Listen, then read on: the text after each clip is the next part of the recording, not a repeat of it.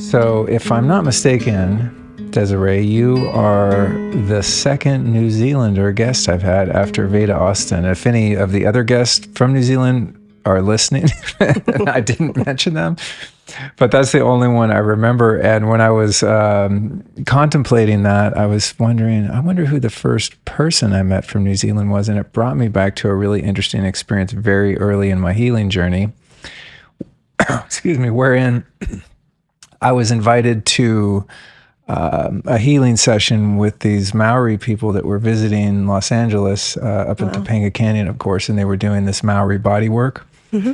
And so I went and saw them, and I remember sitting in what would have been the waiting room, kind of, you know, the foyer of the house, and then they were off in the main room, a couple of them with massage tables and whatnot, and I just heard these people screaming bloody murder in there, and I almost turned around. I was like, what is happening? But I said, well, I'm here. I'm going to stick with it.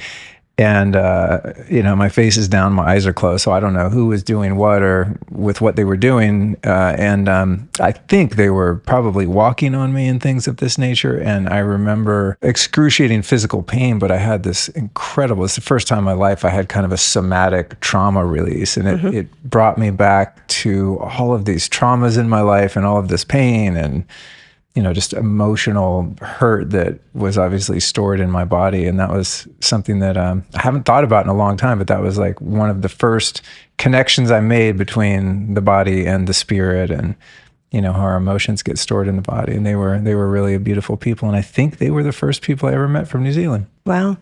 That would have been Midi, and it is designed to allow you to release trauma. And it can be very excruciating, especially when they get the elbow into the belly button, which is kind of the life force of where you've come from life. But yeah, our Māori have a beautiful way of looking at health. And we talk about the wairua. So the wairua is the two personalities where we're bringing in the one of your personality who you came in to be, but also the sole purpose of why you're here. And the key is to bring the rivers together. So you're being a true, authentic self, living life, do what you're meant to be here doing, not what society defines. So, yeah, but it's a very, very powerful body work. So I'm not surprised. Yeah. Been there, done that, exactly know what you felt. Yeah, pretty intense. I forgot about the belly button piece. I do remember the back of my thighs being a particular area of interest in terms of, I just remember, I think what was odd about it to me at the time was just this involuntary cascade of memories, right? It took me into some kind of dream state where I was kind of almost like a current life regression, like a life review that you hear about when someone has a near-death experience and they just, they whiz through their life like a movie. It was kind of like that. Yeah, it is. They usually, I presume they did a prayer beforehand. Yeah. And it was a family. It was actually a family deeply steeped in that particular modality, Yeah, we call it, so family in New Zealand's called whānau. So whānau means more than just family. It's more like, you know, you've got biological family, yes, but it's more about the people that you live your life and associate your life with, because, you know, we have 4 pillars in New Zealand, mind, body, spirit, but we also have whānau, because the family that you choose can have a big impact on your overall health and well-being. So it's very big that they do come together very strong as whānau in New Zealand to be able to deliver healing, because it's not just one person often that needs to be there for someone. A team, especially when you're really messed up like I was. Well, I think everyone is messed up. Needed a whole council of elders to beat it out of my body.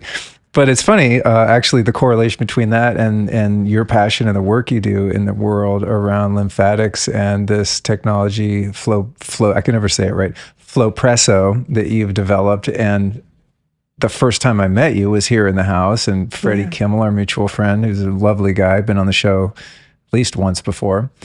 He brought you over and he said, you've got to try this technology. You have to meet Desiree. And both Alice and I had a really lovely experience with you, and also with the treatment, I guess you could call it. And it was really nice. And I thought, man, I could do this every day. It was like so relaxing. So it's interesting, you know, that my 2 kind of touch points from New Zealand have to do with pressure on the body as a healing modality. Did that have anything to do with your becoming interested in this particular field?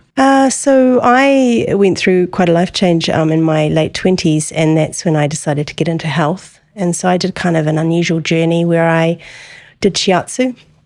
So I studied the energy more so, and then I moved into more the body work through orthobionomy, and it was through that I learned about lymphatics from a Chapman's reflex point of view, which is an osteopathic way.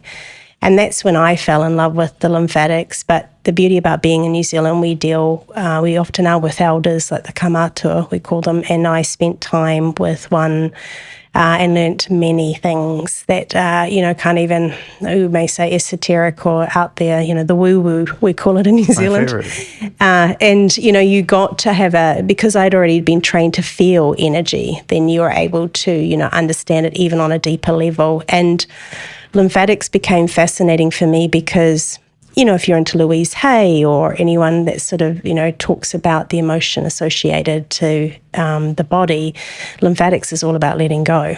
And it's letting go of what no longer serves you. So for me, it was so important for me because I've, watched people deal with significant traumas over the years. And we've even done research with, the first responders, and recognizing that there's more to this system than what we know. Because medically, most people just know it gets rid of fluid. Like it's, if you've got lymphedema, for example, you're moving the fluid out. And that's often how the lymphatic system is considered or managed in our more medical environment. Whereas, from me and all my training, understanding the fluid change that occurs in the body when you start moving the lymphatics, that's not only on a physical level, but that's also on an emotional and spiritual. We know now more than ever that, emotion is stored in cells, its emotions are stored in the fascia. So being able to get things moving, as we say, get you in the flow, it makes a significant difference. And why do you think the lymphatic system is so under-acknowledged or appreciated in allopathic medicine? Probably the main reason is the way we can measure it. We're very limited. We use lymph scintigraphy, so they have to inject protein dye in, and therefore, being able to actually understand if someone has stuck lymph is actually not something you can medically get done easily. We see it, for example, there's things like thermography, they can see heat patterns and they can see that, and, there's certain tests that people can do now that aren't really what I would say reliable. So it relies more on, I don't know what I don't know scenario with lymphatics. So for example, we may get a high performance sports player come in, do lymphatic drainage, and they're on the couch for about a day recovering from the amount of fluid that you shifted because in the interstitial environment there was more going on than they realised, or more lactic acid, etc.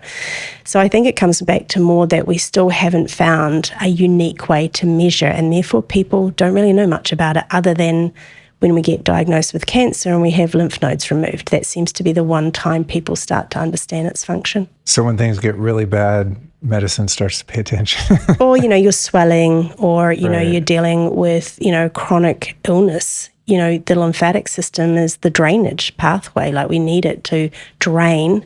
No different that, you want to flush the toilet and drain away. The same with the lymphatics is so pivotal now. And detox has been around for a long time. It's a big craze, right? But no one was thinking about the drainage pathways. So if you detox without thinking about how the lymphatic system's working, then you're literally kind of recirculating, the actual byproduct. And then, that's why so many people don't get well. It's kind of like doing a liver cleanse and having your colon not be there you go. Yeah. evacuating, Yeah. right? You're like, oh, great, we just got it out of the organs and now we're just soaking it all back up. And yeah. It's got to do another round of filtration and be stuck again. Mm-hmm. Give us a breakdown in as much detail as you feel like providing, and don't be ever afraid to go into too much nuance and detail, because I love that, and I think many people listening do. Give us a whole breakdown on what the lymphatic system is and does. Well, I think first and foremost, it's part of the circulatory system. So we all know about the vascular. It's very well researched and covered and managed. And of course, that's feeding the nutrients and the oxygen into the tissue space. And of course, we've got our cells, and often I often keep it simple because the analogies people get more if you think about it as an aquarium. Think of the cells being the fish. And, they're swimming around really happy in their happy aquarium.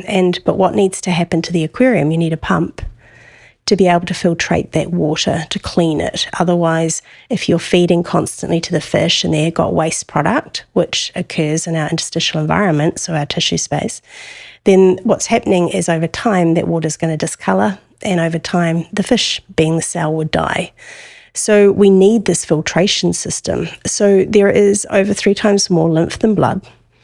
Many have said in many textbooks that if you were to lay it all out, the lymphatic system, it would cover 3 football fields, that it's everywhere in our body. We have up to 1,000 lymph nodes, which are like the powerhouse of immunity, where we have lymphocyte activity going on, and they're our immune system. So these 2 systems work together. Like if your lymphatic fluid is going through into those capillaries to be cleansed by the lymph nodes, that means you're getting the optimal option of purifying that fluid. So what do I want to keep? What do I want to recycle? But more importantly, what do I want to destroy? And so, it's not only cleansing, but it's also purifying that fluid in the sense of boosting your immune response and increasing lymphocyte activity. And then our gut has like 70% immunity in there, or the GOLT as we call it. And so the thing is that we've also got these villi that are feeding the fats and proteins back to the heart. So, my thing is, if the lymphatic system is not working efficiently, we are literally building up the junk inside of the body. And I think we underestimate it because unlike the heart, it doesn't have a pump. So the heart pumps the blood around. The only way we have the lymph moving, and the sad reality is it's going against gravity. So, you kind of haven't, unless you're going to stand upside down for the rest of your life, you're not going to be able to move it that well. But the main factors are breathing. Well, I'm sure you've done many a podcast and discussed this, where the breath is not, we don't we don't efficiently breathe correctly so that we can get that deep abdominal breathing, because pretty much from the waist up, you're relying on deep breath to propel it up through what's called the thoracic duct, which is a chamber that runs through the chest and comes into the left subclavian vein where it meets with the heart, and that's when it gets cleansed through the liver, etc. So breath is one of them, movement is the other. But the third one is what we call a lymphangion muscle, and that requires sleep. Deep quality sleep. And that's why a lot of people's ankles will go down at night, for example. But we've also got the lymphatic system now. We finally worked out we've got this microscopic system that's actually getting rid of, soluble proteins and metabolites from the central nervous system. And ironically, it's dumping into our cervical nodes, or in New Zealand, we call them cervical. I'm not too sure why we have to do it differently. But, so for me, just understanding that the impact of draining your lymphatics is cleaning up, mopping up, improving your immune response, but it's also impacting the brain.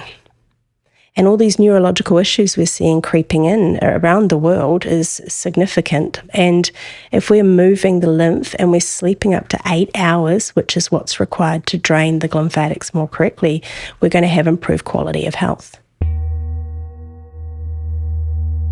All right, I'm going to ask you a personal question. How's your sleep lately? And did you know that Delta Sleep, the deepest sleep stage, is critical to your health and vitality?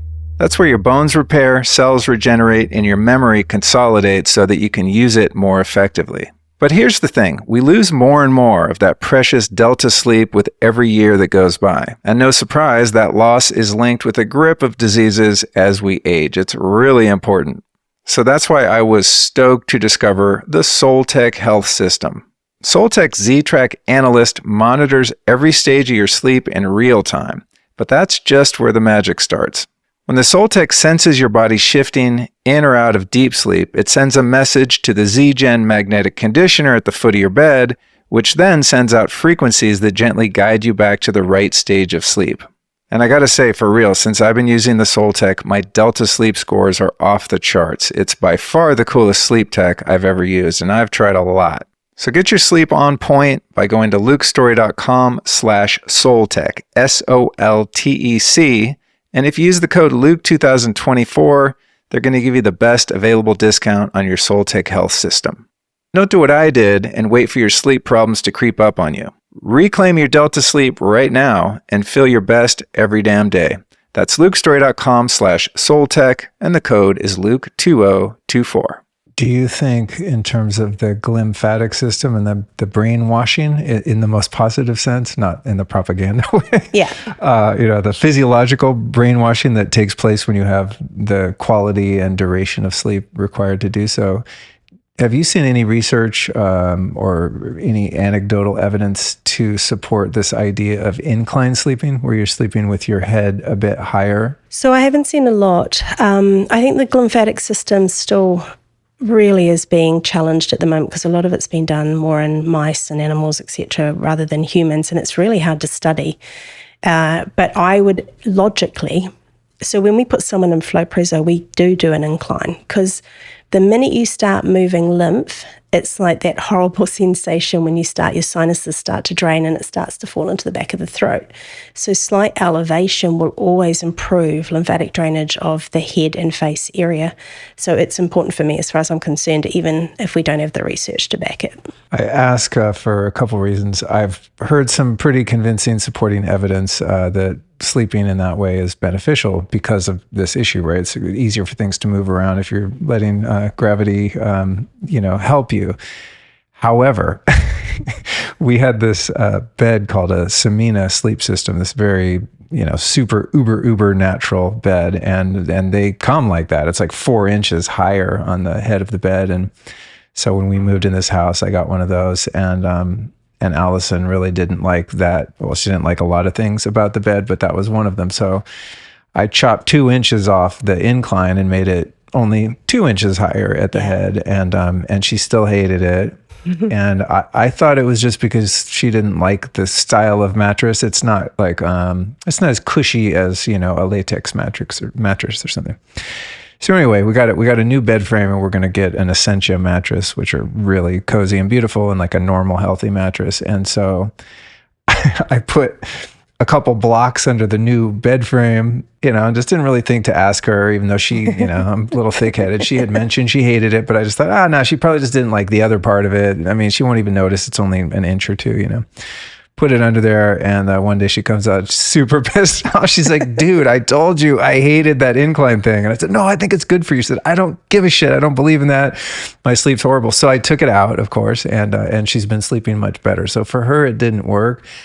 I feel like I didn't really notice it, but it has always made sense to me, just, in a very kind of simplistic way, that you're allowing the fluids of the body to move, especially from the brain, easier if you're tipped up a little bit. Well, the research I saw was more lying on your left side, because all lymph ends up in the left subclavian. So even if, we have what we call watersheds, they sort of run down the center of the body, waistline, and then so the right side is only right chest, breast, down halfway to the waistline, armpit, arm drains to the right subclavian, and then it'll track over to go to the left. All the rest of your body is going into that left subclavian. So that's why they say to lie on the left side, because it has been shown that does improve lymphatic drainage, but also for the brain as well. What side do you sleep on? I sleep on my right. You do? I actually consciously start on my left in the hope, but I always wake up on my right. That's funny. I'm the opposite. I can barely sleep on my right side. Left side is always how I fall asleep. I put it down to my husband snoring, though. Maybe I'm just rolling You're trying to get away. That's hilarious. Okay, cool. I'm glad I forgot that I even wanted to ask you about that incline sleeping thing, because it's a very niche sort of practice, and there's not a lot of hard evidence to support it. But the few people that are advocates of that incline sleeping are really into it. And so I think their enthusiasm is kind of caught on to me at times, but it's over in this house, so I guess I don't need to worry about it. How is the lymphatic system related to immune health? So they basically work together. So as I said earlier, like within those lymphatic capillaries, you have got circulating lymphocytes throughout the whole body. Your main immune organs are your thymus, which, we used to tap in the days gone by to wake it up. And there's some research to say it got smaller when you got older. But, it was bigger when you were younger, but I think they're sort of progressing on that. You've got the spleen, which is another one. You've obviously got your appendix, which we lovingly always took out, but now we realise Duke University, I think, was the first to say that it's actually a powerhouse of probiotics. And then you've got obviously the tonsils, which again seem to be something that was common to have removed, but they're realizing now to leave in. And so you've got these, and then you've got what's even called Peyer's patches, which is these immune cells within the the small intestine. And we usually have around about 20, but they've got B and T cells. So the B cells are the ones that create the antibodies. The T cells are the one that's the immune response. I always call it the general, the one that's sending everyone into fire. And then, of course, you've got things like NK cells, which is your natural killer cells. I mean, you've got so much going on within the immune system. So those two are linked. And the research, for example, in my world, which is lymphatic drainage, is when you increase lymphatic drainage, you increase lymphocyte activity. Now, could it be that it's because you're circulating fluids? Yes. Could it be that you're actually moving the byproducts, so the inflammatory markers are coming down? Yes. So there's a number of reasons, and then you're pushing more fluid through the lymph nodes so they can do more cleansing, processing, and eliminating. And of course, those lymph nodes, let us go back to those, is that, they are where there is an absolute large hub. So, I think in cancer, for example, if someone comes in my clinic and would say, I had 3 lymph nodes and one was involved, I'm going, great, I didn't get to the other 2. That's fantastic, because it's a pathway that it will travel on often. And so, they are there to try and circumvent anything from progressing, just like our glands go up when we get a cold. They swell. They're actually trying to do their job to efficiently help from an immune response. I like that perspective, because we think of some of these responses in the body as symptoms that we need to treat or get rid of. Yeah. Meanwhile, the body's going, "No, dumbass, I'm trying to help you. That's what that's why your lymph glands are swollen. I'm doing my job. Relax." Yeah. I think it's just hard for us to sit with discomfort sometimes, right? So we want to suppress these symptoms, even though it's the body's innate healing capacity at work. Yeah. I mean, the greatest thing we can do when we've got that kind of thing occurring is, again, coming back to the greatest way to shift the lymphatics is through parasympathetic, response. So down-regulating the stress response and putting you into that. That's why we wrap up in a blanket and we try to increase our body temperature so it can create a natural fever. And then you're trying to actually create the rest. You need the rest for the body so it can do what it's here to do. But we try to get on with life and keep doing and take 100 pills and, put everything on us and do a lot of biohacking or tech work. But the thing is, your body needs that time to create the antibodies. I mean, if we just think of it that way, you want the body to know how to save you from having that same discomfort again, because part of the process of our immune response is to work out, what is this foreign entity? Do I create an antibody so I can protect you from it again, or is it self-made? And that's one of the things I find the greatest challenge with cancer is we make those cells. And so it's really an immune disruption that's going on that the body's not recognizing that something's happening. And that's been from my just experience of observing, but watching how much stressed people are around the time of that diagnosis. And, if you think of the cells generating, it's that kind of mouse on the wheel going, and the cells just keep producing. Well, we need to put people back into some sort of parasympathetic autonomic regulation rather than dysregulation. The lymphatics kicks in, the drainage pathways open, you've got an increased immune response. And that's where I go, sometimes we're just missing this link over and over again of the importance of this role that it can play. That makes sense. If you're given a diagnosis like that, you're probably going to go into fight or flight, depending on your temperament and your ability to kind of roll with life's punches. But I imagine your average person's probably going to have kind of the shock and awe panic phase of that, right? Where they're going to go totally sympathetic and probably lose sleep and be worrying and all of that kind of thing, kind of go limbic system, stuck mode, which isn't going to then, according to you, allow the lymphatic system to kind of inform the immune system to actually go solve the problem. So it's sort of self-perpetuating in that way. Yeah. That's very interesting. What about this practice of hyperthermia? Are you familiar with that as one of these alternative treatments or adjunct treatments for cancer? Does that have anything to do with the lymphatic system? Well, yes and no. I think, hypothermia for me was always about trying to give you and put you into that natural, temperature, like build up the body. I mean, in my experience in the last 20 years when I was in clinic, not so much now because busy dealing with the company, but, so many people's basal temp was very low. So that's the temperature you do on rising. And a lot of women, especially too, you find they're very cold in that lower abdomen buttock area, which is, again, causes illness, stagnation, issues associated to that. So hypothermia, especially when it comes to cancer, was used very progressively to be able to try induce a fever, which is our natural way. I mean, I was old school when I raised my children. You gave pain med when they were really uncomfortable and suffering, but you allowed the fever, you monitored it closely, like I would sleep with the children to make sure that they could live through that fever so that we could actually kill off the viruses or the cancer cells, etc., that was there. So I think there's merit there. I mean, they now do it under controlled, even with chemotherapy. They're doing a number of different ways. Oh, really? Yeah, and especially over in Europe.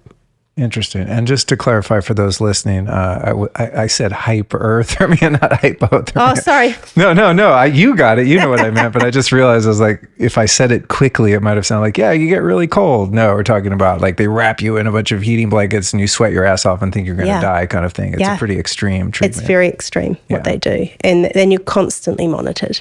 Right. But I have had clients that, they've gone overseas to do it. Right. Because it's one of those things the FDA probably isn't crazy about. Yeah, so I haven't heard of it here in the US so much. I've definitely, being based in New Zealand, you're hearing a lot around what's going on in the world, and it's predominantly over in Europe that we see that one being administered.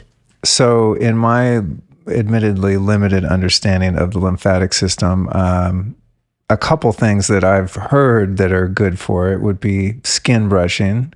Right. When I take my saunas, I have this company Higher Dose makes a great little skin brush with copper bristles, yes. And I'll just, at first it felt very sensitive and I could barely do it. And now I'm just like, I just grind that thing up and down my body. And I don't know if I'm going the right direction, maybe you could speak to that.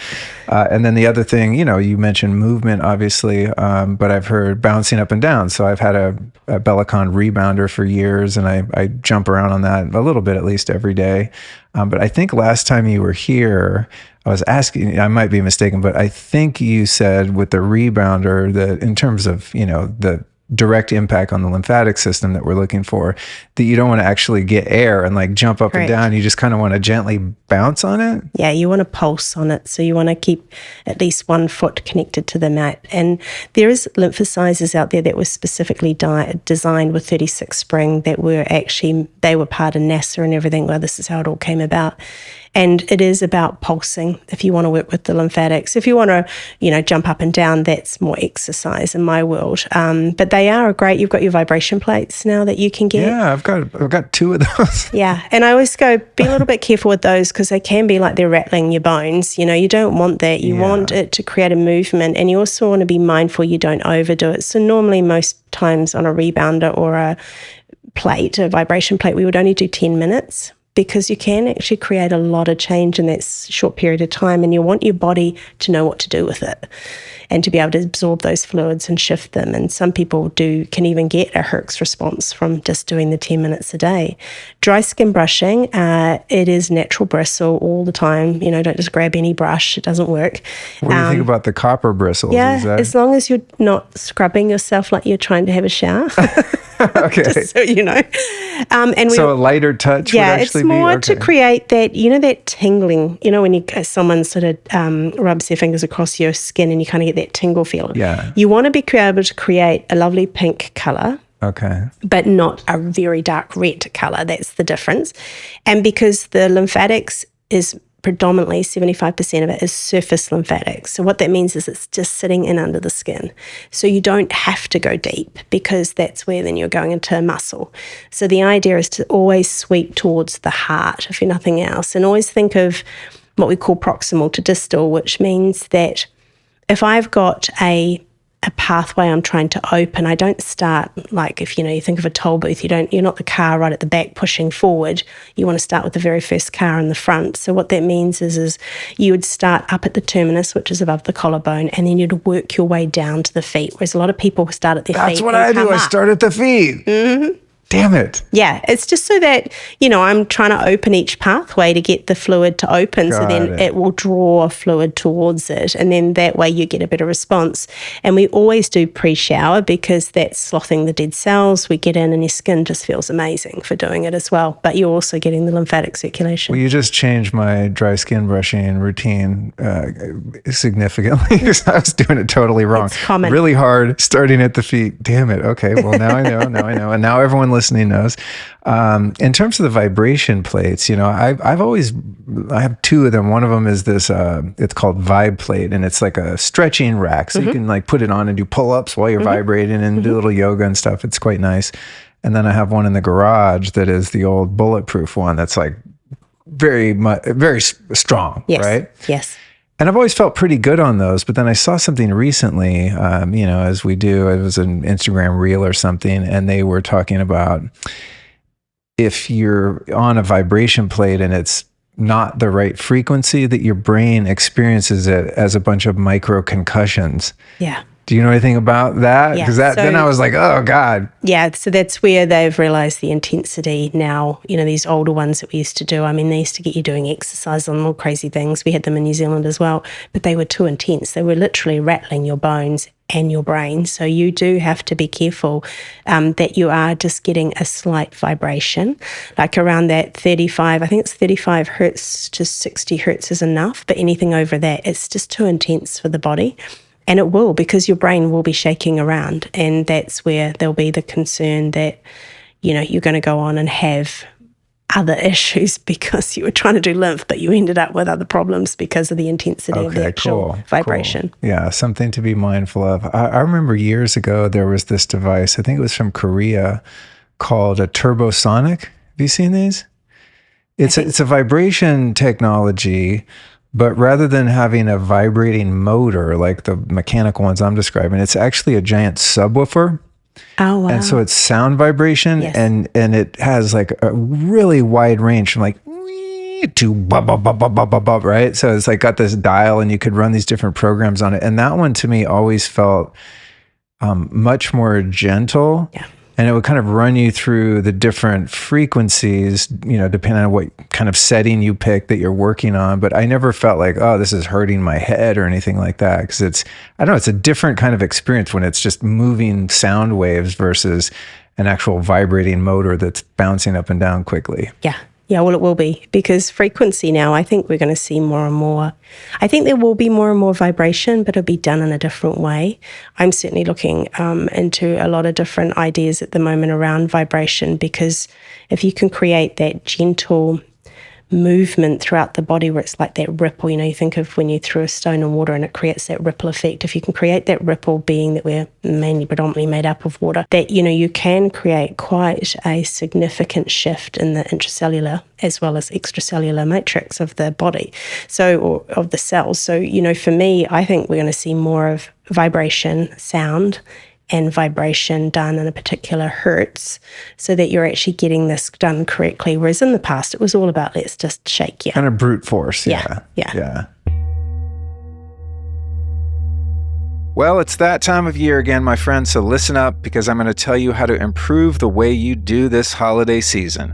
You've got the gift shopping, gatherings, travel plans, and a million things weighing on your mind. And I know the stress can get real, and it can keep you from getting the rest you need to be fully present and actually enjoy the time spent with your family and friends. That is exactly why I take Magnesium Breakthrough from Bioptimizers. It's the only magnesium supplement I found that has all 7 forms of magnesium in one bottle. That means it helps with everything from calming my nerves to supporting deeper sleep without a bunch of supplements cluttering up my nightstand.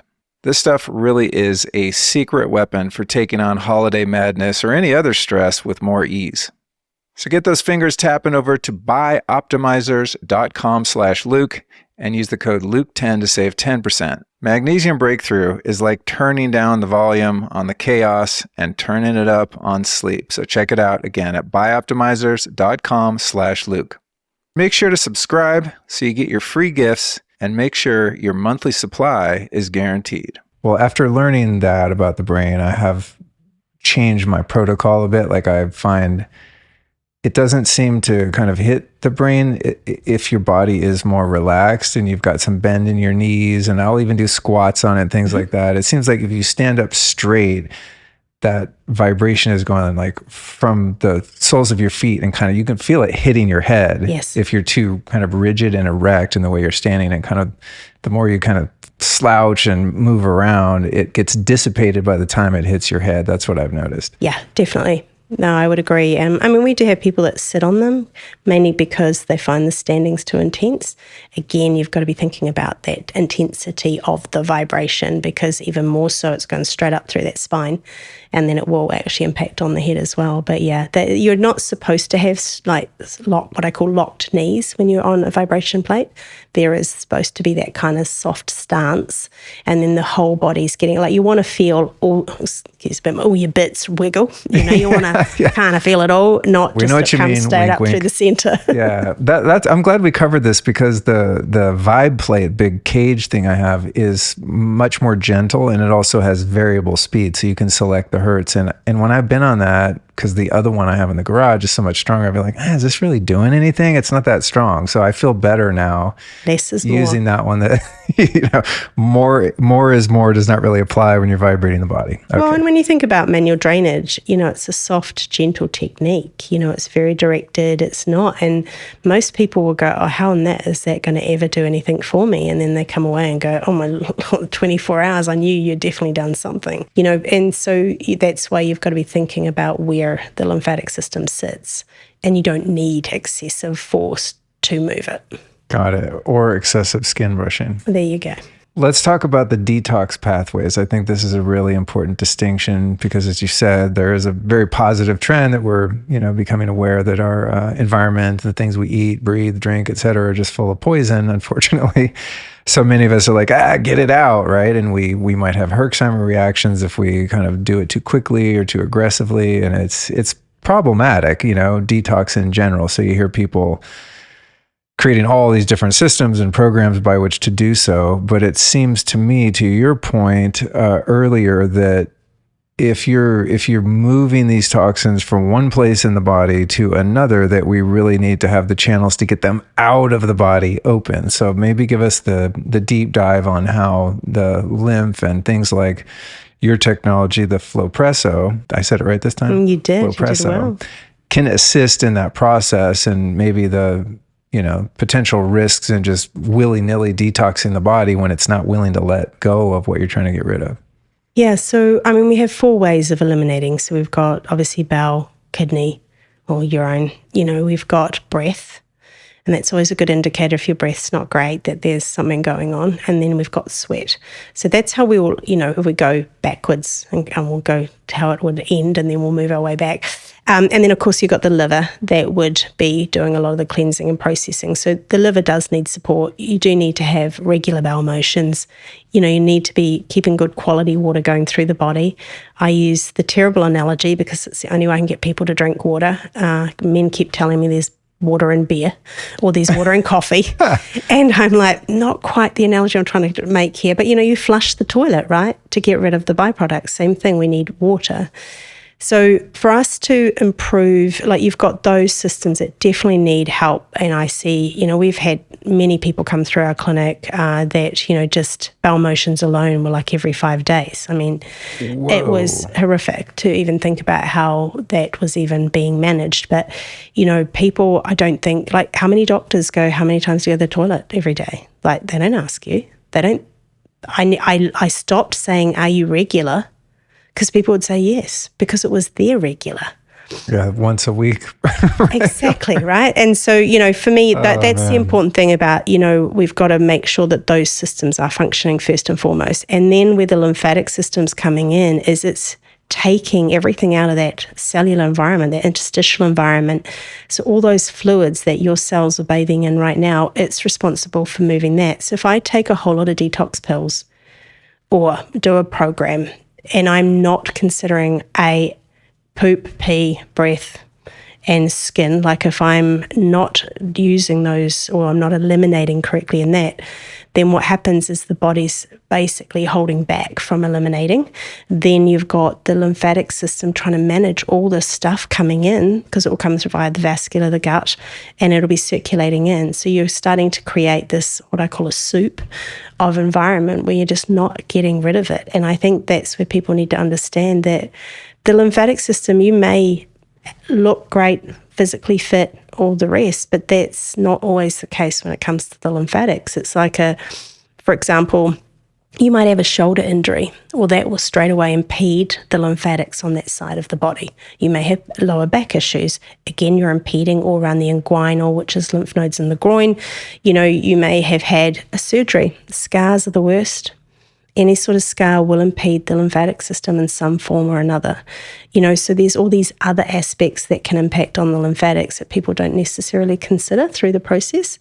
And I just think it's one of those really important things to consider, that it is literally the waste system of the body. It's trying to remove everything around those cells to help your body improve mitochondria, DNA, etc. Well, when you think about one of the things that you said earlier, that there's 3 times the amount of lymphatic fluid than there is blood in your body. I mean, that alone got my attention, because that means, well, it must be meaningful, right? Like nature didn't create it that way. Just, well, we got some extra fluid we don't know what to do with. Let's just throw it in there. I mean, it's obviously like serves a really vital purpose. Maybe some of the issue, as you said earlier, is that, there isn't like an instant test to see how it's working. So it's probably difficult to identify when, a dysfunctional lymphatic system is the root cause or one of the main root causes of any issues you're having. It seems to be kind of difficult to diagnose. Yeah, and the vascular system, we blame it all on the lymphatics when things go wrong, but it's often the vascular system that's the issue. So the capillaries leak, and they leak what they call blood plasma protein into the tissue space. Now, if the lymphatic system does not pick that up and return it back to our blood system, we would literally die within 48 hours. So it's really important to understand, and the only system that can return those plasma proteins is the lymphatics. So there's even that going on in the background that we don't even realize. So often when there's a lymphatic issue, there is a vascular issue going on as well. Like there's some sort of leaking going on in the capillaries that's causing this too.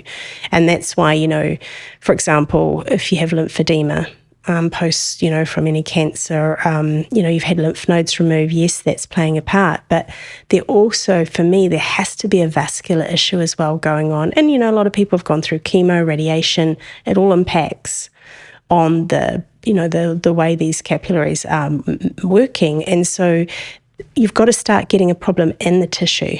And so you have all this leaking going on, and then therefore the lymphatic system has to take it out and move it away for you. So, that's one of the reasons Flowpresso came about was, it's tough out there to find many manual lymphatic drainage therapists that are very well trained. There is such a shortage of them in the world, to be honest.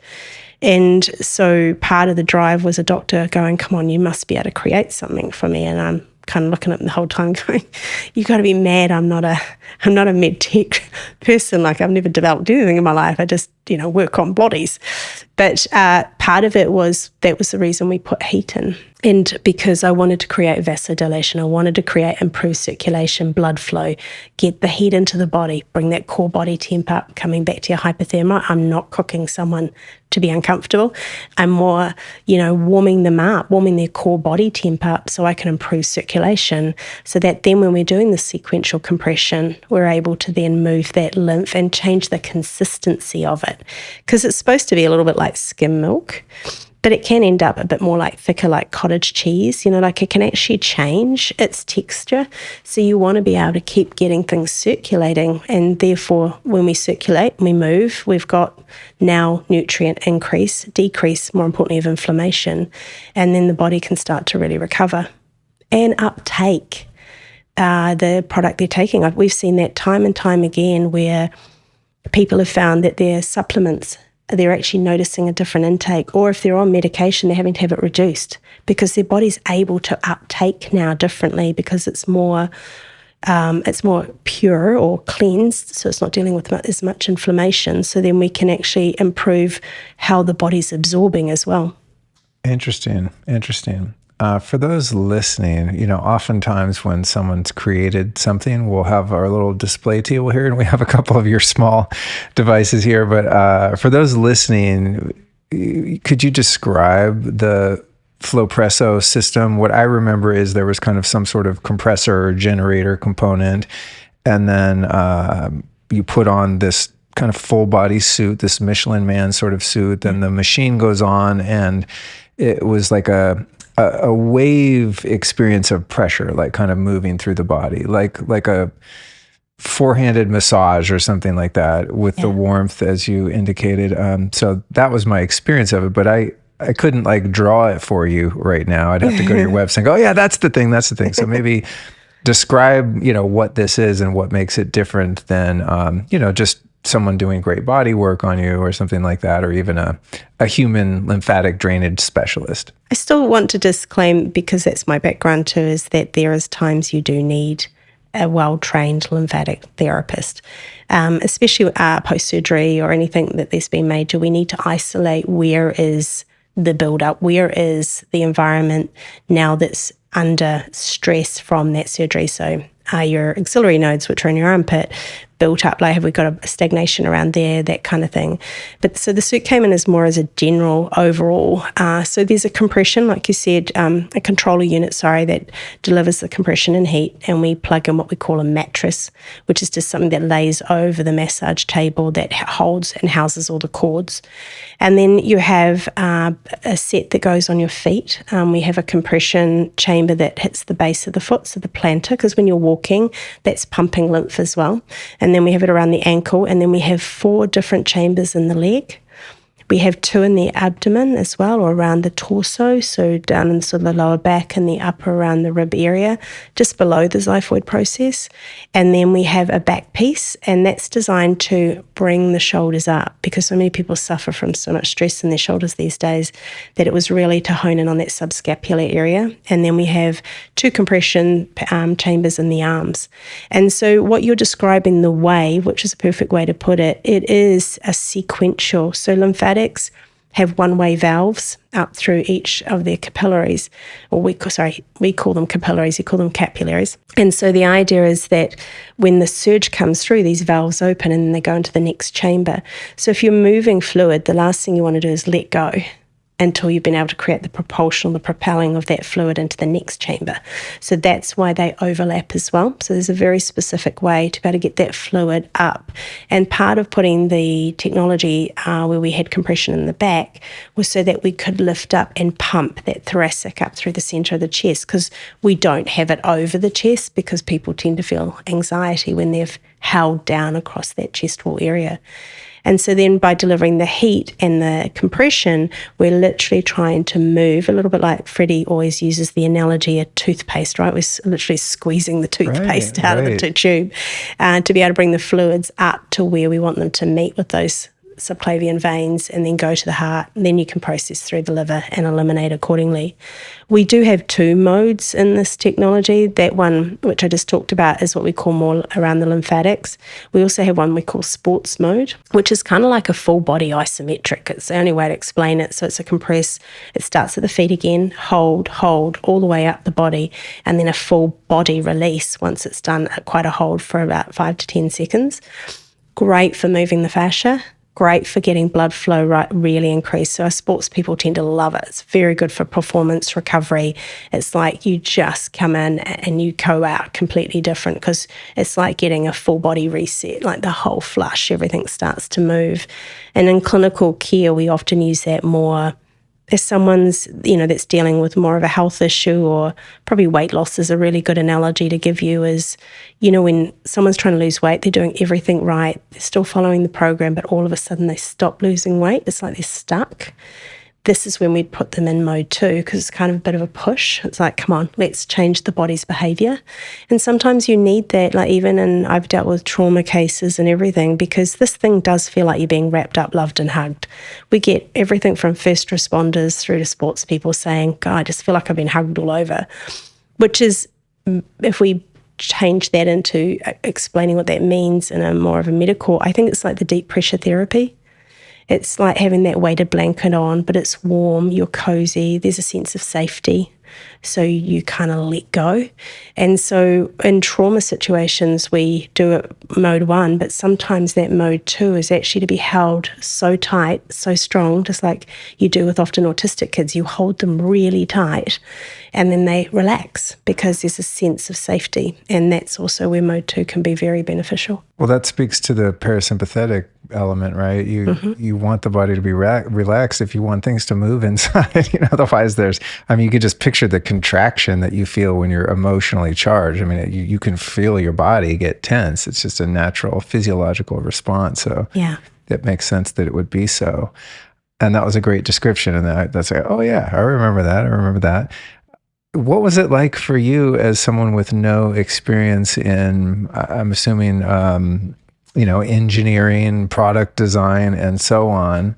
Just having a passion and a knowledge. Yeah, I'm curious about your journey of like, are you drawing something, or are you hiring a number of different people to help with the design, and you kind of know what you're going for, but you don't know necessarily how to make it. So walk me through that process. Yeah, so I kind of turned into a mad scientist in a basement, literally. Like I went into my basement of my property, got a whole lot of different tech that was already out there. I was kind of hoping I could find something that I could just plug and play, but it wasn't that easy. And so then of course, not only do you have to come up with, so I found a couple of tech that I could at least get the concept, so we could start getting air compressions, pretty general, there's not a lot of science, as in it's not complicated to get air compression systems. Not many had heat, so that was a challenge that I had to come across. And so I started working with one company initially, and I created this prototype, and I brought it here to the States because that's who I had 3 different colleagues that were prepared to test it. And at the time, I'm like so embarrassed about this thing. It's just, I look back now, I've kept it just to remind me where I've come. And like the cables were really bad. The connections were, would break. It was just, it's kind of funny now. But, and so long story short, you go through the process of going, is this working? Have I got the concept right? And, I wasn't even leaving the US, and I was getting these incredible, videos of testimonials from people crying after 25 years of Lyme's, not being able to feel okay and then feeling great for the first time since then, right through to we were seeing changes in heart rate variability, which comes back to the deep pressure. And so I had to go back, and I had to then find suppliers. I had to work with different companies, engineers, to see if I could get the sequential bit right. That was what was really important to me.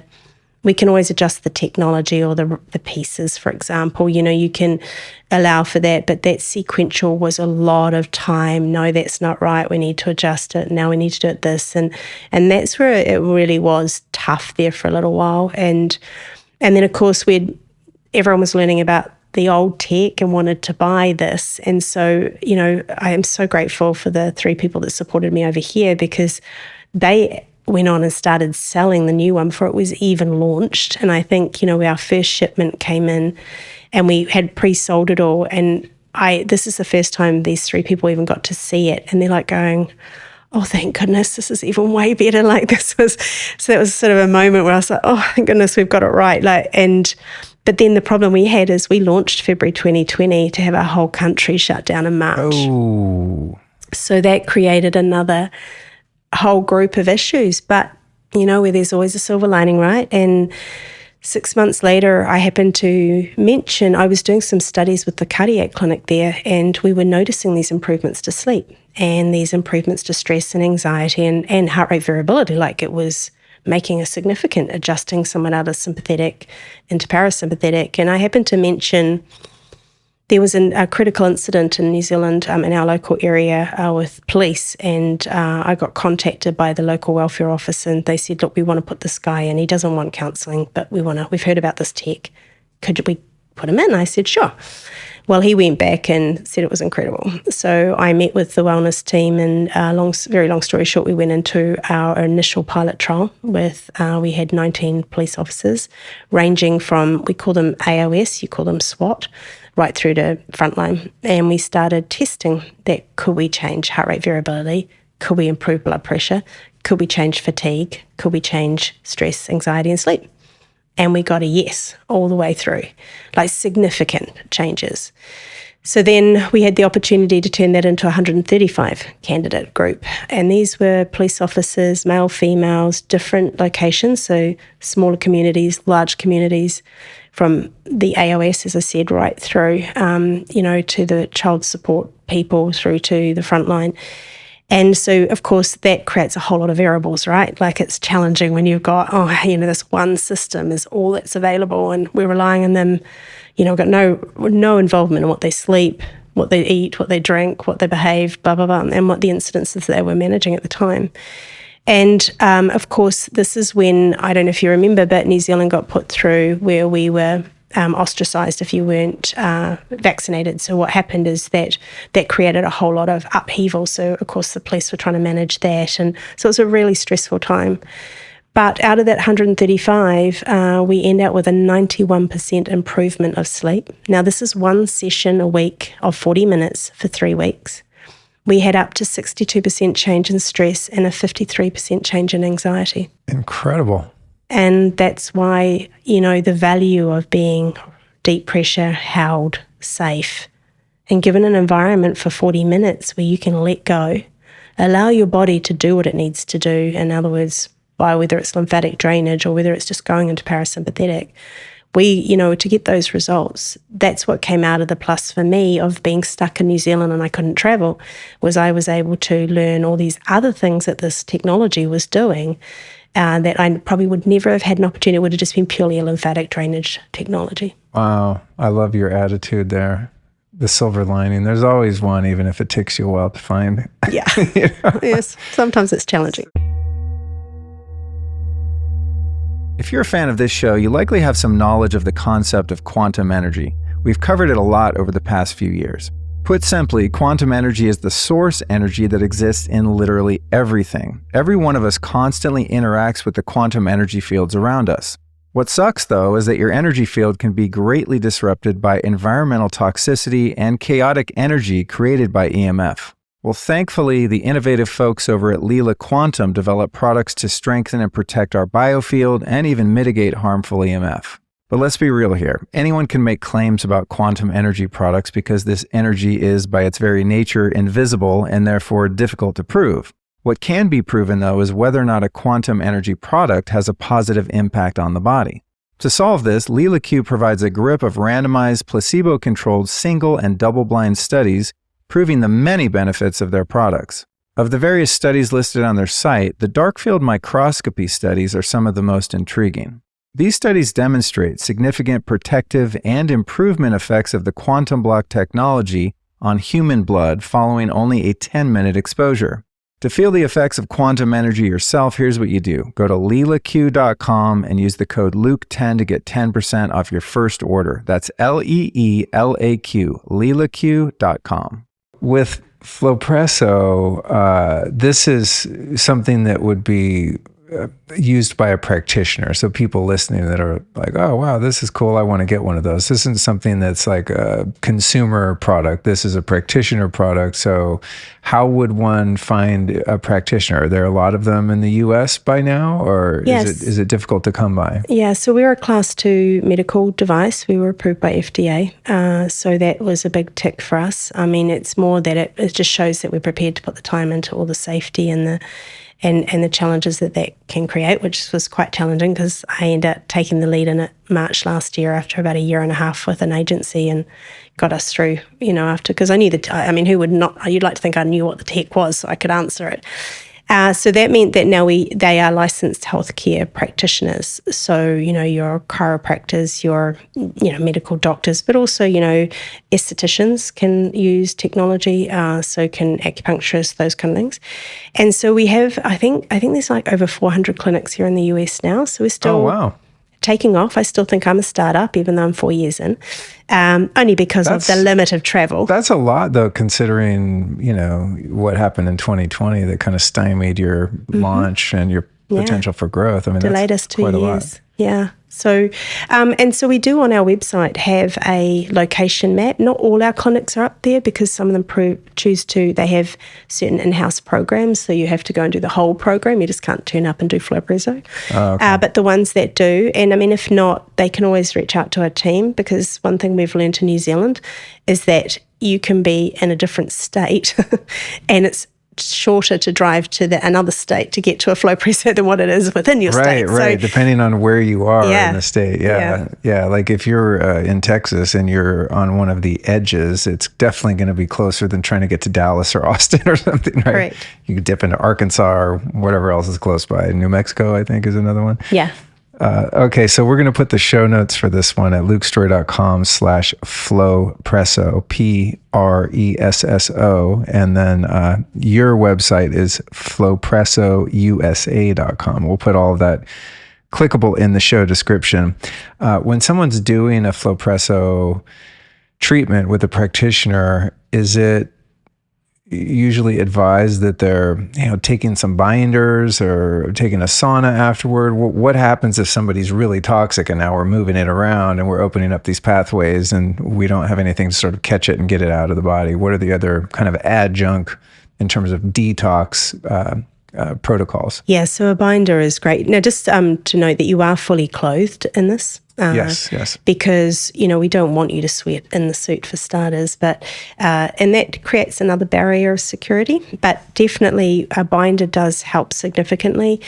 We've noticed that will make a difference. Electrolytes, being well hydrated, because you will find the people that aren't will be incredibly thirsty for about 24 hours afterwards, because we've done some studies. It's a technology called SOZO, S-O-Z, we say Z, Z-O, and it's an impedance unit that's often used in hospitals to measure LDEX, so the lymphedema, but I've got the one that also does quadrants. I can tell the difference between your right arm to your left arm, right leg to left leg, but it's also telling me like intracellular, extracellular fluid.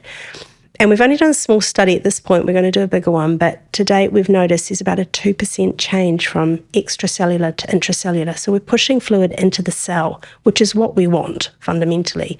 Most people's, if you look at the health issues, a lot of people are in the extracellular. So we know we push your fluids around. So being well hydrated, using electrolytes afterwards, a binder if you are, well, not even if you are unwell, it's more that, if you need help to take out, like if you would be dealing with any sort of toxicity, which, as you said earlier, is probably all of us with the environment right now. I notice a significant difference coming here to the US, to my skin and everything, just being here. Yeah, huge difference. Wow. And I have to hydrate a lot more. I get very dehydrated here. And I know it's hot here, but, even in New Zealand, when it's that hot, I'm not dealing, it's just and the water's different, the food's different. I mean, we were at Freddy's last night and we had a steak, and I was horrified to see how much you pay for a piece of steak here in the US. And like we're still grass fed, and it was just, so you've got to be mindful of what you're eating all the time here too, plays a big part. I wonder if the part of that dehydration effect is just the ubiquitous radiation in the environment. I mean, the number of like cell towers here are it's insane. Well, my battery in New Zealand goes flat on my phone quite quickly throughout the day. Here, because it's not having to draw to find a 5G everywhere. It's like, I can have a full battery almost, the whole day. Because it's fully connected. Mm-hmm. Yeah, I think that has a lot to do with, I mean, if you think about, how you cure meat to preserve meat, right? You smoke it and dry it out. You want to get the moisture out of it. And that's the radiation from the fire. Mm-hmm. The radiation in our environment works in a similar way. It's very dehydrating. Yeah. It might have something to do with that. And I mean, it depends again on our practitioners. Like, obviously you have to be licensed to recommend certain things here in the United States. But, at the end of the day, the hydration and the binders are key. And then, based on what the clinic can offer, then they may recommend other things. But as a company, we obviously have to be very careful what we suggest, and then therefore, so we're kind of limited to other than those two. I kind of just stick with those because they're safe, because then people don't do things that they shouldn't. Yeah. I know it's always tricky with the medical claims issue. You know, oftentimes when I have these conversations with people before and after the mics are on, they tell me all of these incredible results people are getting with this and with that. And I'm like, I wish we could talk about it, you know. And I understand. I mean, there's some regulations that make sense for people's safety and obviously to keep, charlatans from selling stuff that is harmful or doesn't work. So I kind of get it, but at the same time, it's very limiting when you find things that do work from well-intentioned people like you, and you're kind of stifled in terms of how you can share about it publicly. I think nitric oxide's great because that improves the lymphatic permeability of the capillary. I feel that that's a great one too, that can really enhance, especially if there's a vascular involvement, from my experience. But, at the end of the day, what we're trying to define is, again, coming back to what we spoke earlier, is do you poop, do you pee, are you sweating? Because we always, especially as women, we don't like sweating, but it's actually a natural process of the body to eliminate. So, in my years of when I first started lymphatic drainage, I was a woman that had breast pain 2 weeks of the 4. I had body odor. And, the first week of learning this technique over here, I got out of a wire bra because it impedes some of the lymph nodes. I changed my deodorant, so it was completely natural. And I got 3 sessions of lymphatic drainage. And I kid you not, I never had breast pain again. Really?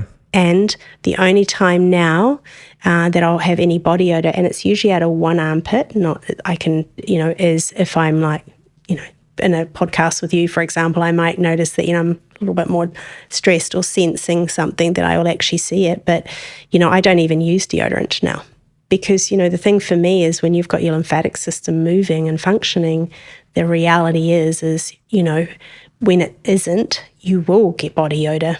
You will get swelling, you will get, these buildups. But, we've also got to think about things like our clothing. What are we wearing that's impeding our lymphatic flow? What is it we're doing day to day? Like, how many of us sit at the computer now and all day? And I would not be surprised if we start to see the link between that and this increase in, for females, PCOS and, the inability to have, children, all those sorts of things, men with erectile dysfunction, because we're sitting so much more than we ever used to. And the lymphatic system will pull. Think of the gravity again, right? It's falling and sitting, just like you are. Right. And we see a lot of change go on. Like, I'll share a funny story. And it was when I was very early on, very innocent in doing this. And this woman had quite severe pelvic issues. She had 2 children. She was hoping to get some sort of pain relief. And after a couple of sessions, she was starting to feel really great. She started to have a normal cycle. All of a sudden, she just had a cycle, which she hadn't had for ages. And then she asked me, can I ask a really embarrassing question? And I went, what's that? She says, is it normal that doing lymphatic drainage can mean that I can orgasm again? And I was quite innocent, so I sort of blushed. And I went, well, yeah, because we're opening up the supply of blood flow, we're moving out the inflammation, we're reducing lymphatics, we're improving the lymphatic function. So of course it would make sense that yes, you would. She goes, oh, because I had the first one in 2 years. Interesting. So, I've worked with in many different cases and around that sort of, especially women, and we see a significant change of moving that pelvic fluid, and the same as with men. I think it's important that we understand that, some of our lifestyle choices or our work life choices are impeding the way our lymphatic functions, and therefore, no different to my analogy of the aquarium without the filter, we're getting this build-up of byproduct, and, the pelvic basin is a perfect area to let that happen. So we've got a couple different ways to support the lymphatic system. We talked about dry skin brushing, obviously just moving, using something like a rebounder, vibration plates, using the rebounder the right way, which I don't like because it's not as fun. After you told me that, I tried it a couple times. I was like, I don't know, this feels weird. Like I need to be getting some air, but I'm gonna try again. I've had, I think on at least one, if not a couple occasions, a lymphatic drainage treatment that involves some sort of suction device or something that was run up and down my body. What is that? Am I imagining that that's what was happening? Well, there's a few different lots of tech. There's ones that use electrostatic energy, so it's like a glass bulb to create little stimuli under the skin. There was one that I'm not sure if it's still around, but it used to roll, so it would suck up the skin and then roll through. Endemology was what that was called. Oh, okay. So, and there's so in the lymphedema world, we can use gloves. They have a frequency that are going through them to help move the lymphatics. So there's quite a few different things of tech around now that can help, and it's usually requiring of a technician or a therapist to actually deliver it. Right. Well, you being the purveyor of Flowpresso, I'm assuming you have a unit at home. Have you managed to get yourself in it and run it yourself? Absolutely. Or you do? Yeah. Oh, that must be cool. Yeah, it's a little bit of, thinking outside the square how to do it.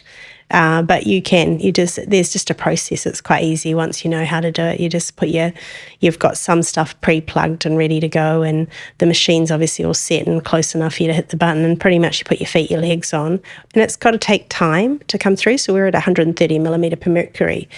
And the time that we do on the unit is based on the amount of time that we want to deliver that to you. So we're basing it always on you as the individual, not just a standard protocol, because I want this to be your experience to your body and how you feel. So it takes time to build up. So by the time that's happening, you've laid down, you've put the abdomen piece on, you slide the arms in, and then you're nighty-night. Wow. I feel like I would be doing that a lot. It was so relaxing. Was there an element, I know there's a heat element in your technology, and as I said, that beautiful sort of wave feeling as it's moving through the body. Was there some sort of frequency element to that, or am I imagining that? No, that's correct. So I worked with an engineer who has been involved in developing technologies, ex-military here, for arthritis and joint pain, etc. And he had another one that was a lot stronger. And I asked if I could test it, and it took me a couple of years, and we were testing it for pain more than anything, because my thing again was the shoulders and the neck have always been an issue for so many people. And we were finding that, if you put this particular, we call it the chip onto the body, people, I had a guy that was using a walking stick, and all of a sudden he wasn't using it again. Wouldn't give it back to me, and they were very expensive. But so long story short, we started to go, well, I want to put that into the back piece so that I can help people's discomfort again, to try and encourage that overall movement through the chest wall. And after a couple of years, he agreed. We've got the proprietary rights. And so we used that. But what was more fascinating is we were doing some EEG testing to see what was going on to the brain because of the results. People feel like they lose all track of time in the suit. They feel like they have these spiritual experiences. They sort of, they have such clarity, and they think they're not sleeping, but we hear them snoring, and they feel like they're wide awake. So we started to know what it was doing to the brain. So we had the tech running, and we were watching this artifact. And then, of course, once you turn it off, the artifact should stop. But it didn't. It kept producing the artifact in the brain. So we know that this thing oscillates on an audio level. So the heat of the body stimulates the what's in the chip to actually activate, to create these atoms to collide, to send out, and it's in a particular range. It's quite an extreme range. So that, your body never gets used to it because there's just too much going on. But, the more we can study, he's doing some work for us now to actually do a lot of testing around this to be able to, for us to show, because with FDA and those sorts of situations, you can't declare it because it's not tangible. You can't, as in, there's not enough research or technology in the system that you can recognise with, and that's our biggest challenge is with that one was, so for now we're just using it more to reduce the pain and that, but we do know it has some impact on the way your experiences within the system. In the EEG, were you seeing an increase in theta brainwaves? Yes. Interesting. Yeah. That's my favorite brainwave. Yeah. Well, and Freddie, he got me. I love that feeling, in a deep meditation. There's all kinds of things in this house that assist me in getting in that place. And that's, I think my whole life, that sort of, you're not awake, but you're not asleep, that daydreamy kind of feeling. That's just like such a sweet spot for me. Yeah. And we're not doing it enough. And it is a very restorative place to be in, from a recovery point of view. Yeah. With the frequency element, this chip you described that goes on the back, That's not like, what's the carrier wave? It's not like a PEMF thing. It's a much more subtle realm of frequency. Very subtle. Got it. Okay. Yeah, and that's why this guy's kind of ahead of his time, I think. Like he's helped me develop a necklace. I'm actually wearing one, and it's it's got 432 hertz. Oh, cool. And so you wear it close to the heart, so that the idea was that we can come more into the heart, but also be very much connected to earth, right? It's a beautiful frequency to be part of. So he's a very clever man. And I'm looking forward. I wish I could say something, but he is underway with this research to be able to, and, once everyone understands what it is, they go, oh, that'll make total sense. So he has been able to prove it, but now he's putting it into some sort of research so we can actually make the claim. Oh, cool. And what was the thought process going the FDA cleared device, the medical device route versus a home user experience that anyone could just get one and do it themselves? Well, the main reason we did it was, to be honest, was we were seeing these profound impacts on people. And so you want to be sure that people are cared for and looked after during that, so whether it was chronic illness or through to, emotional trauma, people do have experiences in the suit. They do have, they can be very spiritual or they can be very emotional. They can, so you want someone there to care for them. And that's one of the reasons we went down this pathway. And it was not easy, I must admit. It was, this is the day, I don't know if you know, but FDA's only just gone electronic as of end of last year. So anytime I made a change, I'd have to feed them through another massive stack of paperwork. Really? And I'd have to send a USB in. And if I had, for example, I'll never forget, I had, for example, 11 dot and then the name of the file, but I put a space between the name and the dot, and it was sent back to me and told that I had to resend it back in and done correctly. And it was mind-blowing. But to be fair to them, towards the end, they became significantly helpful to give me insight to what I needed to do to complete and what research, etc. So, I feel very lucky that, I got the right person in the end that was prepared to give me just that little bit more insight so I could complete the process. But, it's very extensive. So we've done everything from working with a company here in the US called NAMSA that we got all our material tested.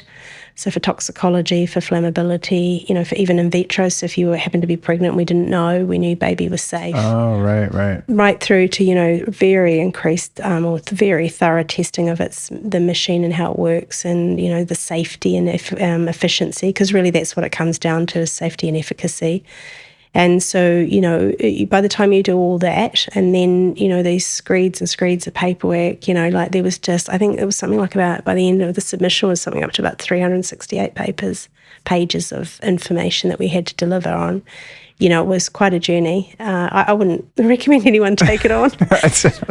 But then on saying that, I feel like I could write the dummy's guide now of how to do it. So it'd be a little bit easier for people, because I think it's more that it's understanding the process. And like what I know now, I would do different next time, because I understand it more efficiently now than ever. But we were kind of relying on an agency to start with, because we were very naive to the process, whereas now I kind of understand how I would do it. It'll be a lot easier, I feel, because you know what steps to take initially, because they do actually have this process called a Q-sub where you can go in and prepare a document, say what you'd like to do, and then ask them for feedback. And they will actually give you the feedback on the type of research you'll need to do to be able to be recognised for the certain claims you make.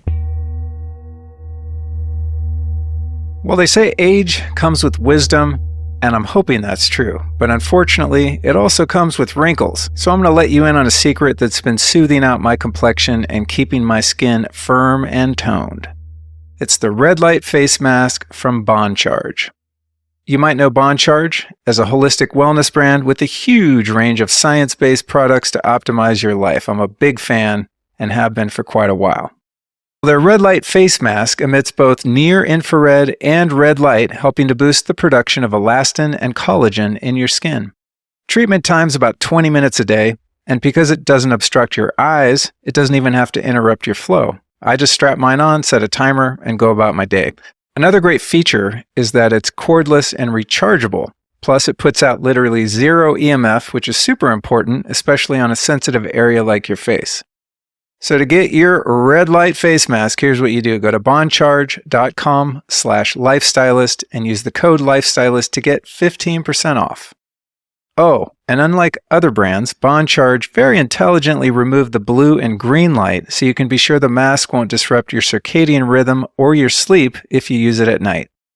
Again, that's BONCHARGE, bondcharge.com/lifestylist, and that code again is also lifestylist. If someone's in relatively good health and they're able to find a Flowpresso practitioner nearby, what would be a good schedule of treatment? Is this something you might want to do once a month, or get in there 3 times a week for 90 days and then take a break? What would you recommend? Again, as a general recommendation for your average person who's not dealing with anything, significantly challenging health-wise. We always say for that first group, do 1 a week for 3.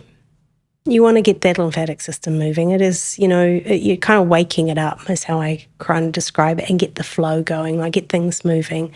And that's when you see change to your sleep, as we've said, the stress, the anxiety, you kind of feel lighter. You feel like you can analyze your life. You're not in it anymore. You're more external to it, so you can make better choices. And I find that that's probably one of the better ways to do it. But we usually only do 1 a week, or we need at least 3 to 4 days space between each session, because that gives time for the body to readjust to what you've tried to change.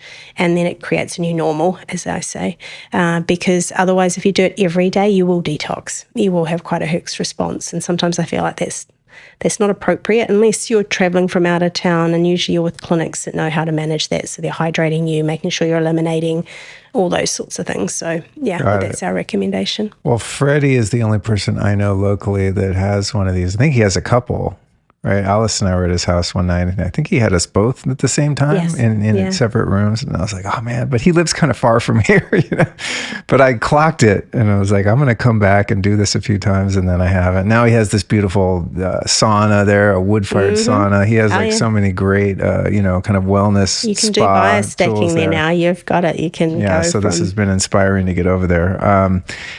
Next thing I want to talk about is.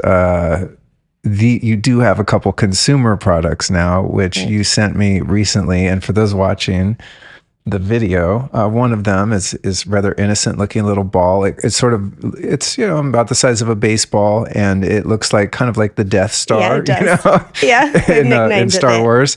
And then it vibrates with different sequences, and you're going to explain what we can do with this. Allison was excited to try this one out. And then the other one, for those watching, is kind of a wand with a little bit of a head on it. And a funny thing happened with this when I unpacked it in the mail. I mean, I knew that it had something to do with lymph because it was from you, but I had it plugged in the kitchen island to charge up. And then the maids came and I was here by myself, and there's 2 female, housekeepers. And I saw this kind of sex toy looking thing on the island, and I got embarrassed and went and grabbed it. And then she saw that I grabbed it, and it got really awkward. And I would have tried to have broken Spanish to go, it's not for sexo. I just ran out of the room. I was like, okay, I'm awkwarded out. But for people that want to work on their lymph and aren't in a position to be able to see a practitioner, tell me about these 2 and what their purpose is and how one might use them. Yeah, well, I think one of the biggest challenges is manual lymphatic drainage, like for self-care. People don't know which way to go, and they get kind of lost, and it gets too hard, so they don't do it. And so and even in our suits, we don't have anything covering the cervical nodes. So that was really important. We were talking earlier about the lymphatics. It drains into the cervical nodes. So you want this area clearing, sinuses, etc.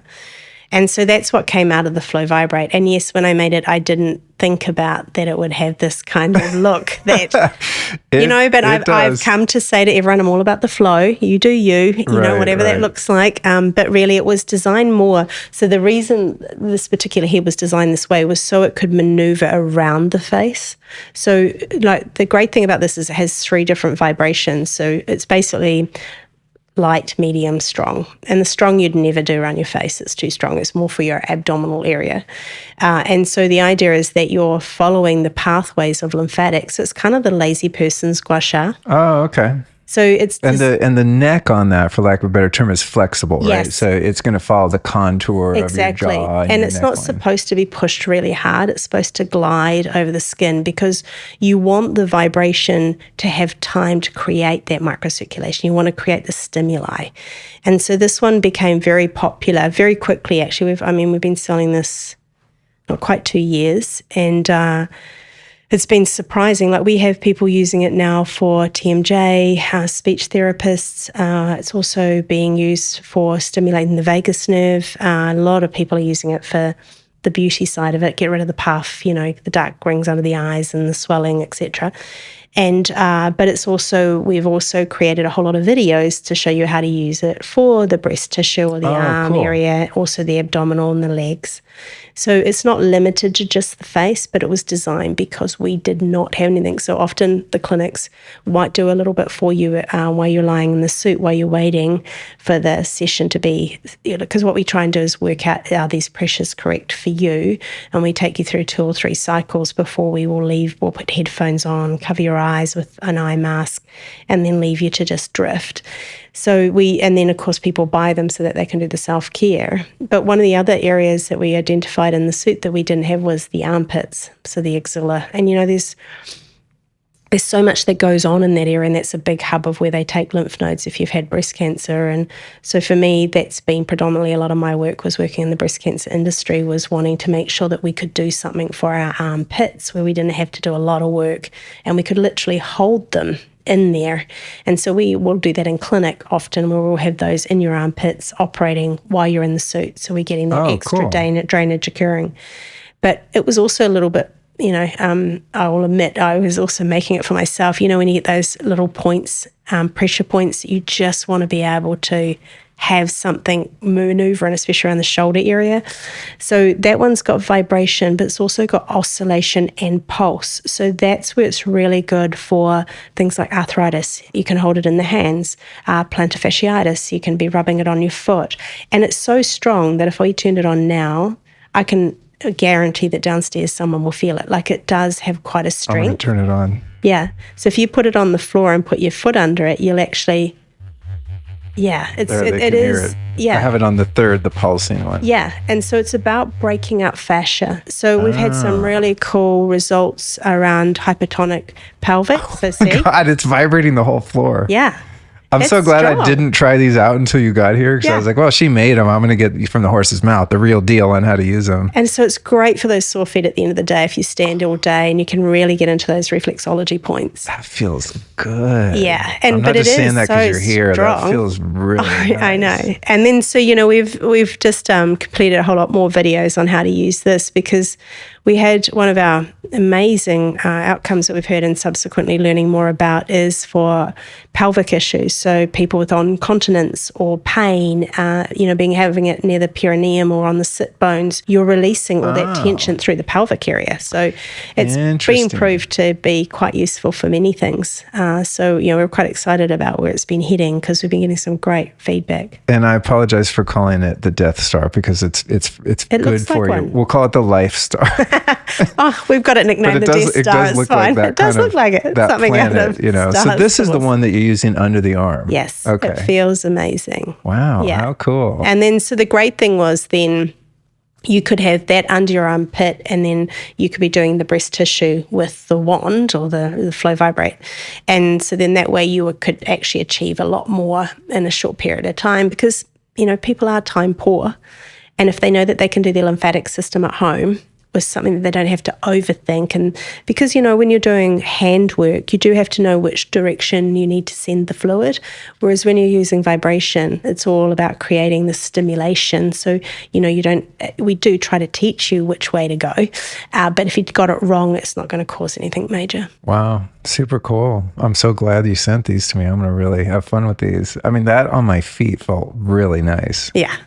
Yeah. And it's kind of cool because I have one of these hypervolt sort of vibrating massage guns, but you have to hold it, right? Yeah. It's like, I'm just chilling on my chair, just rolling my foot on this. Sound really nice. In fact, if it wasn't that loud, Jared, you could probably hear it in the mic, right? If it wasn't that loud, I would just sit here doing podcasts with that thing on. It's like, wow, this is very relaxing. Well, and it's great behind the knees because you have the popliteal nodes behind the knees. And of course, a lot of people get quite rigid in their knee area, especially arthritis and that. So yeah, you can just even sit in front of TV with it behind your knees as well. Epic. And for people that want to check those particular devices out, of course, practitioners can go to your site and get the whole system and, adopt that into their practice. And for civilians like me that want these more portable versions, flowpressousa.com, and you'll get $10 off if you use the code Luke for people that want to check that out too. Yeah. So we have an Instagram called Flow at Home.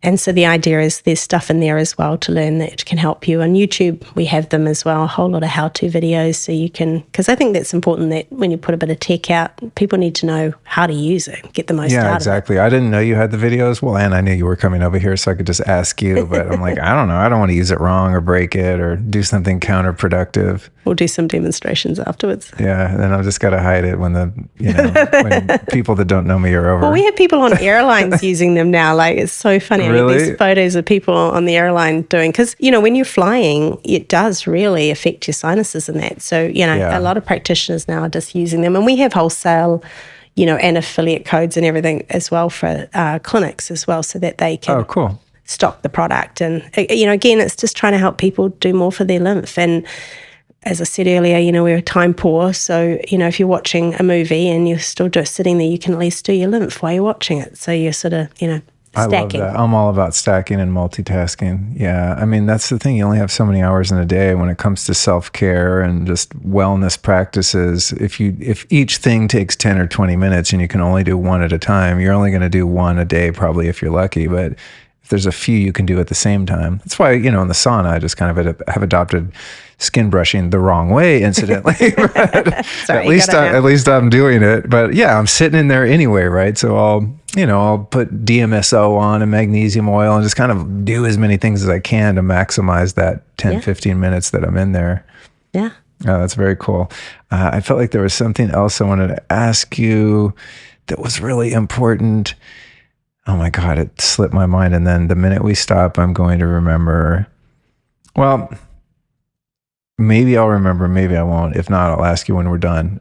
So I'll ask you this as one last question while maybe my brain kicks back into gear.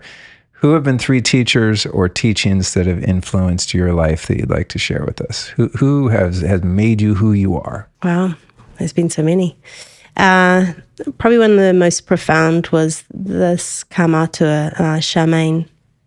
She was very pivotal in me understanding Māori medicine and more importantly, the spiritual side of it, and understanding that there's way more to someone than just their physical body.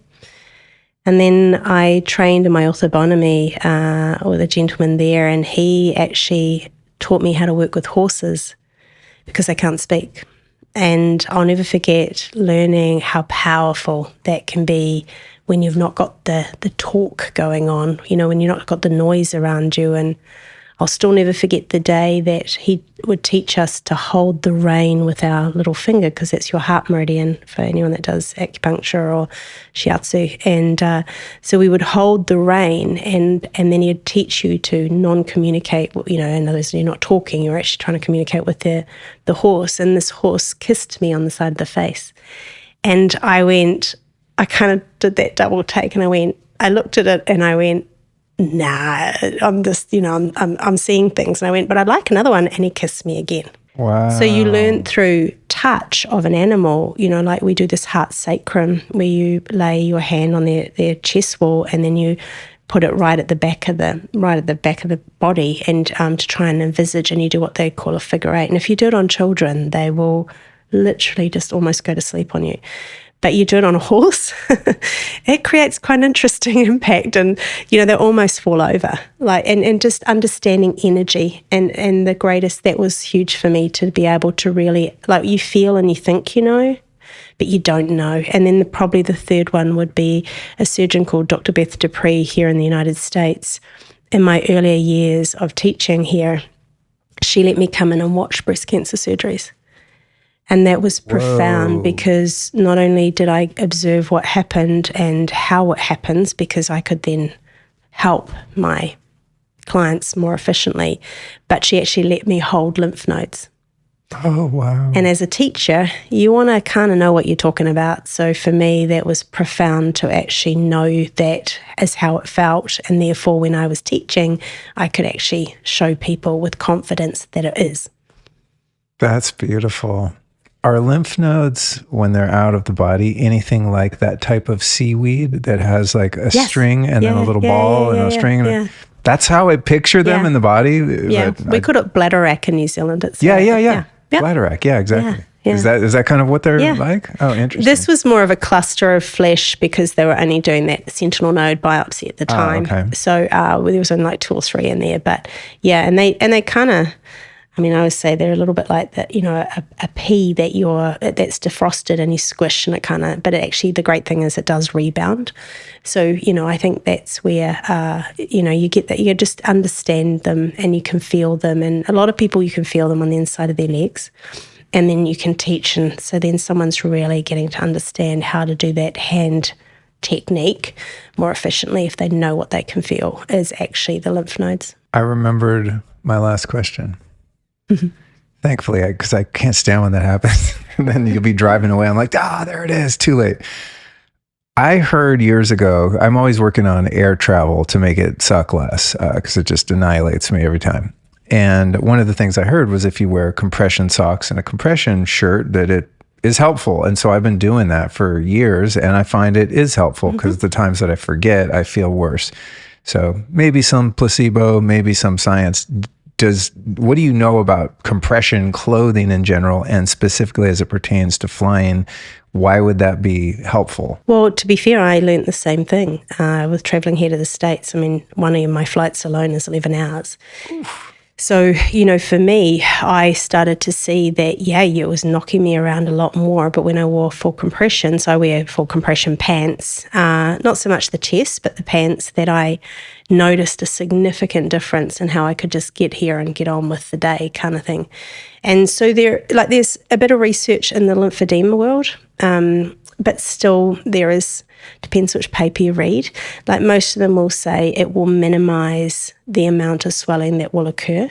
And when you think about it, like, that pressure of the cabin is causing that increase of fluid. So if we can create some compression where we're naturally, and we're sitting for so long, and especially when you're doing an 11-hour flight, you can get up only so many times, right? So for me, the compression plays an incredible part, but it's also being used not just in flight.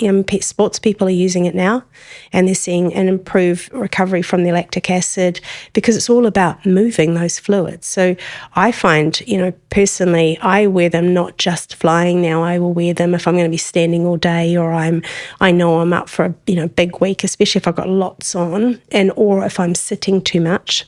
If I know I'm going to be stuck in a computer, I'll wear compression pants because it actually helps keep my fluid moving when I'm stagnant or sitting still. It's kind of counterintuitive, right? You would think that it would be cutting off the flow of fluids being tighter, It's very counterintuitive. But it depends on the type of compression. You do have to get specifically compression technology pants, not just a pair of tight skinny pants. Skinny jeans. Yeah, no. Right. Because the material's designed to actually, any movement you make, it'll stretch and move and create a pulse. So it's actually designed to create a movement in the body, but also stop you from swelling more. So it does keep you tight and snug to avoid the increase of fluid. But when you do move, there is this kind of like, there's even like kinesiotaping, certain tapes that you can do, and every movement you make, it's creating a little bit of a shift in the lymphatics. Perfect.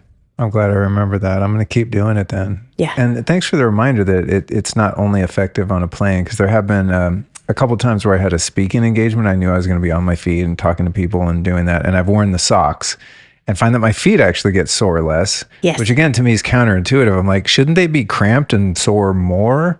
I guess it's keeping that swelling down. You know? And movement. It's creating that little micro Got it. movement for you. So while you're standing and you can't, it's doing a little bit for you. So yeah, it depends again on the tech.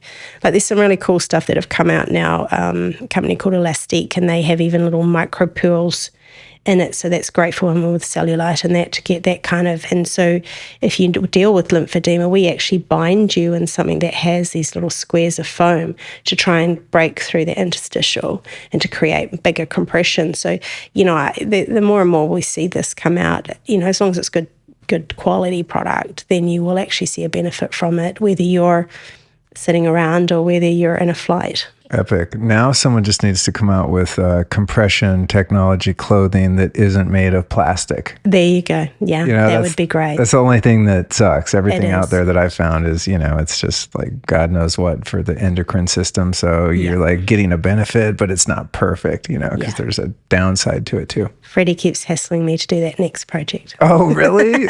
Oh, so I'm not the first genius that thought of that. Okay. But how great would that be, right? Yeah. I mean, I'm sure it exists. It's in hemp or something. There has to be a way to do it. Yeah.